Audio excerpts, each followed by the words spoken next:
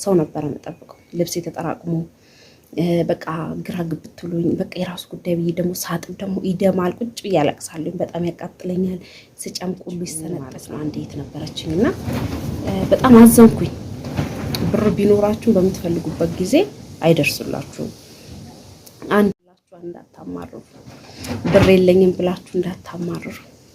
በእኔ ደርሶ በጣም ብዙ ነገሮችን አይቻለሁ እና ሰላም ውድ የተከበራችሁ የቻናል ቤተሰቦች እንዴት ናችሁ? ሰላም ናችሁ ወይ? አላችሁ ወይ? አለኝ እግዚአብሔር ይመስገን። እንዴት ናችሁ? ሁሉ ሰላም አለኝ ይመስገነው። ስራ እንዴት ነው? ሁሉ ሰላም ነው? ያው ሁላችሁንም በጣም አመሰግናለሁ። ያው ብዙ አስተያየቶችን ሰጣችሁኛል። እጅግ በጣም ነው የማመሰግነው ሁላችሁንም እውነት ለመናገር ማለት ነው። እና ጎበዝ ነሽ፣ በርቺ፣ በዚህ ኑሮ ውድነት ምናምን እያላችሁኝ ብዙ እያበረታታችሁኝ ነውና እግዚአብሔር ያክብርልኝ። አሁን ለማንኛውም የሆነ ቦታ ወጣ ልል ነው። የሆነ ቦታ ደርሼ ልመጣ ነው በነገራችን ላይ እና ያው ለሆነ መልስ ነው የመጣውኝ መስላችሁ እስከ መጨረሻው ቪዲዮ ስለማታዩ ብዙዎቻችሁ ግራ ተጋብታችኋል። የሆነ ነገር ቪዲዮ ስሰራ ቀድማችሁ ለመሳደብ የምትቸኩሉ ሰዎች አላችሁ። ቪዲዮን እስከ መጨረሻ ብታዩ ግን ትረዱኛላችሁ ብዬ አስባለሁኝ። እና ካልተመቻችሁ እንኳን የሆነ ሳታዩት ካልተመቻችሁ ቢያንስ ኮሜንት ከመጻፋችሁ ፊት ወይን መቶ አይሻልም? ለእንደዚህ እንዳልኳችሁ ታውቃላችሁ። አንዷ እኮ ናት ጽፋ የማይሆን ቃላት ተናገረችና ከተሳደበች በጣም የሚያስጠላ ስድብ ከተሳደበች በኋላ መጨረሻ ላይ ምንድን ነው ያለችው?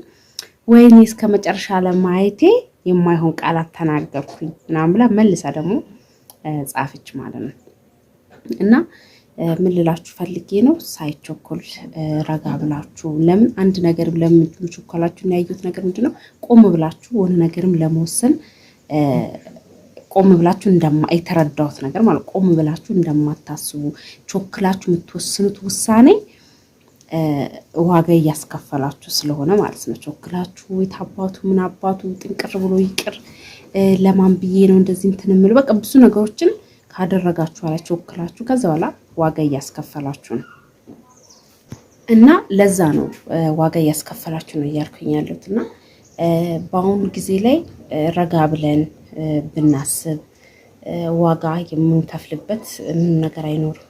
እና በራሴ ላይም አያለሁኝ የሆነ ነገር ቾክዬ ሳደርግና ሳላደርግ ረጋ ብዬ ለቦጎ ነው ብዬ ነገሮችን ሳልፍ ማለት ነው።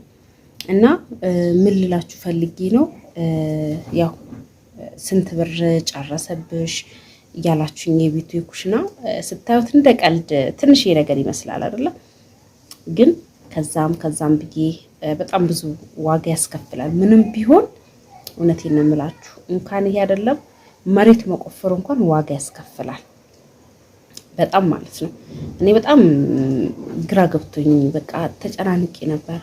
እኛ እንጨነቃለን እናስባለን፣ ግን ምንም የምንጨምረው ነገር የለም እግዚአብሔር ካላለ በስተቀር የእውነቴን ነው የምላችሁ ምንም የምንጨምረው የምንቀንሰው ነገር የለም።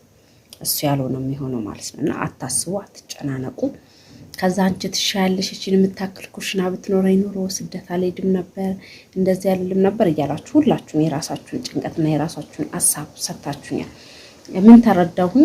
እንደዛ ስትሉ ትንሹን ነገር ስለማናመሰግን ትልቁን ነገር ብቻ ነው የምንፈልገው ዘለን ማለት ነው።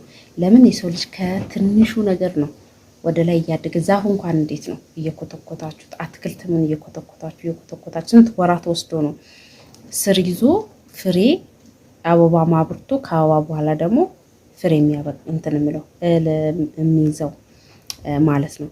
እና ሁሉም ነገር ቀስ በቀስ ነው እንጂ በቹካላ የሚሆን ነገር ዋጋ ያስከፍላል ልላችሁ ፈልጋለሁኝ። እና ለኔ እዛ በሆን ኑሮ ወይኔ 2 ወር ደሞዝ ሊሆን ይችላል እቺን ኩሽና ለመስራት ወይኔ 2 ወር ደሞዝ ሊሆን ይችላል። አሁን እዚህ ግን እኔ እንደምታውቁ ቁጭ ብዬ ነው፣ ስራ የለኝም። ዩቲዩብ በስንት ወር አንዴ ነው የሚከፍለኝ። እሱንም በጣም ትንሽ ብር ለምን እንደምታዩት ራሳችሁ ገብታችሁ ማየት ትችላላችሁ። እይታ ስለሌለ ሌላ ስራ ስለሌለ በፊት እንኳን ቢያንስ እቃ ወደዛ ስትልኩኝ ምናምን አገኝ ነበረ ስላችሁ ደክሜ ድካሜ ውጤት አገኛለሁኝ፣ አይከብደኝም ነበር። አሁን ላይ ግን የከበደኝ ምንድነው እንደምታዩ ኢትዮጵያ ኑሮ ሁሉ ነገር ጨምሯል። ቢጨምርም ደግሞ ለምን ጨመር አይባልም፣ ከጊዜው ጋር ነው የሚሄደው። ይህ በፊት የዛሬ 10 ዓመት ትተን የሄድነው ነገር ዛሬ ላይ ስንመጣ ቁጭ ብሎ አይጠብቅም። ሁሉም ነገር ተቀያይረዋል። ትተናቸው የሄድነው ህፃናቶችም ትተን የሄድነው ወንድምና እህቶቻችንም አድገው ወይን አግብተው ወይ ወልደው ጠብቀው ሊሆን ይችላል። እኔ አሁን ባለፈው በጣም ነው የገረመኝ። በጣም ትንሽ የጩጬ ልጅ ነበረና ቢያንስ የዛን ጊዜ 3 ዓመት ምናምን ቢሆነው ነው ልጁ ማለት ነው። አሁን ላይ ባለፈው ሳየው ብታውኑም ባታውኑም በቃ ከኔ ቁመት በልጧል ማለት በጣም ኮን ያልኩት እንዴ በ6 ዓመት ውስጥ ይሄ ሁሉ ልዩነት አልኩኝ። በቃ የዘንድሮ ልጆች እድሜያቸው 10 11 ቢሆን ይረዝሞ ነው የምታገኟቸውና ግርም ነው የሚለው። እና ምን ልላችሁ ፈልጌ ነው ሁላችሁም እኔ ልጄን ትቼ ነው የሄድኩት እንደዚህ ሆኖ እንደዚህ በቃ ብዙ ነገሮችን እያጫወታችሁኝ ነውና ያው ወዳችሁ አይደለም ለለውጥ ለልጆቻችሁ ለተሻለ አሁን ካላችሁበት ፈቀቅ ለማለት ስላሰባችሁ ተስፋ ስላላችሁ ለውጥ ስለፈለጋችሁ ይመስለኛል። እና ሁላችንም እንደዛው ነው። እዚህ ግን እውነት ለመናገር በጣም ያስጨንቃል። አንዱ ስትሉ አንዱ እኔ ብታይ ብር ትንሽ ሳገኝ ምስማሯን ቁጭ አረጋለሁ አልበላም አልጠጣም ብዬ። ከዛ ደግሞ በሚቀጥለው ወር የሆነች ነገር ካገኘው ደግሞ የሆነ ነገር ገዝቼ ቁጭ አረጋለሁ። አሁን እቺን ኩሽና ለመስራት ስንት ወር ፈጅቶብኛል እስቲ እናንተ ራሱ ስታስቡ ማለት ነው። በጣም ረጅም ጊዜ ፈጅቶብኛል። ግን ተመስገን በብዙ ነገሮችም ተፈትኝም አይቼዋለሁኝ። ለበጎ ነው። መፈተናችሁ ለጊዜው የማልፍ ይመስላል። ዛሬ ላይ እግዚአብሔር ይመስገን ባባዬ እንደዛ አስጨንቆን እንደዛ በቃ ብዙ ነገሮች ሆነን የነበረው በሱ ሰበብም ያው ከነጋ ጋርም ሰላም እንደሆነ ታውቃላችሁ። እግዚአብሔር ለምክንያት ሁሉም ነገር አምላኬ የሆነ ነገር ሳስታውስ ወደው ውስጤ ግልብብጥብጥብጥ ይላልና አሁን ላይ እግዚአብሔር ልብላችሁ ጎረቤት ሄደ ልንወጣ ነው። አለባበስኩት ምን አልኩኝ ወደ ቦታ ደርሼ ልምጣ ምናምን ብዬ አለባብሼ እኔም እስከምለብስ ድረስ ማለት ነው። እግዚአብሔር ይመስገን እንደኔ አጻፍ እንደኔ በደል እንደ ቸርነቱ እግዚአብሔር ይመስገን አሁን በጣም ደህና ነው፣ በጣም ደህና ነው። እና እግር አውጥቶ ወግ ደረሰኝ። እውነቴን ነው የምላችሁ ወግ ደረሰኝ ልጄና አሁን ላይ ለእናንተም ትንሽ ላውራችሁና ብዬ ነው። ሄዷል ጎረቤት ትናንት ጀምሮ እቺን በረንዳ ክፍት እያደረገ ይሄዳል። ሄዶ እማዬ እያለ የሆነ ጡት ሄዶ ከዛ የሆነ ነገር ስፈልግ የሆነ ነገር ይጠይቀኛል ማለት ነው። እና በጣም ነው ደስ ያለኝ። ለካ የማልፍ ይመስላል። በሰዓቱ ያስጨንቃል፣ በሰዓቱ ያስለቅሳል። ከዛ በኋላ ግን ያልፋል።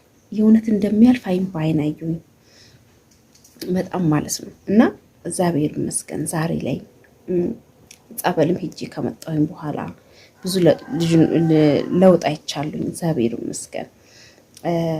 ያው የተወሰነ ቀን ራሴ ፈትኜው ነበረ በብዙ ነገሮች ታውቃላችሁ። ምንም ነገር ማጠብ አልችልም። እጄ በጣም ይደማል፣ ይሰነጣጥቃል። በቃ ምን ብዬ ልንገራችሁ። አሁን ላይ ግን እግዚአብሔር ይመስገን ደረቅ ብሎልኝ እዚህ ጋር አካባቢ በጣም ነው የሚቆስለውና ትቼ አሁን እዚህን ሰሞን እቃውን ሳጣጥብ ልብስም ሳጣጥብ ምን ስል እግዚአብሔር ይመስገን በጣም ለውጥ አይቻለሁና እግዚአብሔር ይመስገን። የእውነት እንትን አትበሉ። ጤናችሁን እግዚአብሔር አይንሳችሁ፣ ጤና ይስጣችሁ። ከምንም ከብርም ከምንም በላይ የእውነቴን ነው የምላችሁና ከባድ ነው። አሁን ልብስ ማጠብ ሲያቅተኝ ይሄ እዩት ታየል አይታይም እንጂ ብርሃን ስለሆነ ይመስለኛል እኔ ራሱ መልኬ ምናምን ራሱ ቀይር አልኩታል። ፀሐዩ ኧረ አይታይም። ተስማሙ እናንተ ምንድነው የሚያብረቀርቀው? ጉድ ፈላ። እጄ ምንም ነገር አልተቀባሁትም ግን ያብረቀርቃል። የሆነ ብርሃኑ መሰለኝ የተሰነጣጠቀው እንትን የሚቀረፈው ይታያችሁ ነበረ። በጣም ለኔ ከባድ ነበር እጅግ በጣም ማለት ነው። ግን አይታይም። እግዚአብሔርም ብርሃን ስለሆነ ነው መሰለኝ በጣም የተሰነጣጠቀ እዚህ ጋር ስታዩት ከካሜራ ውጭ ስታዩት ማለት በጣም ነው የሚቀፈው። ይላላጣል፣ ያቃጥለኛል፣ ይደማል። ብር ቢኖራችሁ ማለት ነው የእውነቴን ነው የምላችሁ እንደ ልባችሁ አትሁኑ። ራሳችሁ ፈጠን ብላችሁ የሆነ ነገር ለማድረግ በዛ ሰዓት ከፈለጋችሁ ራሳችሁ ማድረግ ካልቻላችሁ ሰው ነው የምጠብቁት። እና እኔ በጣም ለረጅም ወራት ሰው ነበረ የምጠብቀው። ልብስ የተጠራቅሞ በቃ ግራ ግብት ብሎኝ በቃ የራሱ ጉዳይ ብዬ ደግሞ ሳጥብ ደግሞ ይደማል። ቁጭ ብዬ አለቅሳለሁ። በጣም ያቃጥለኛል። ስጨምቅ ሁሉ ይሰነጠቃል።